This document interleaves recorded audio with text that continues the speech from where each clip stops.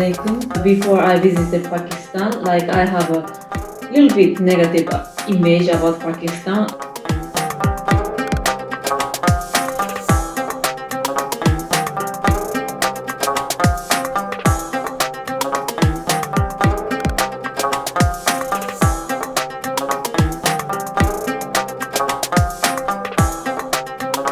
I tried Peshawari polo, Kabuli polo, and chapuli kebab, and also famous tikka, and also milk soda, and Peshawari kahwa, and many like black tea, and also manti. Yeah. People in Peshawar, their hospitality is like amazing, wonderful. Because people never let me alone.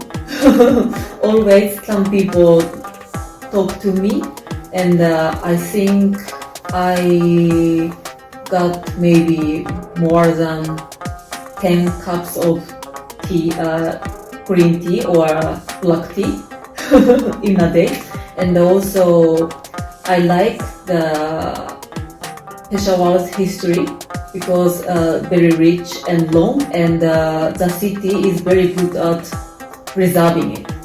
Yeah, culture and history. Yeah.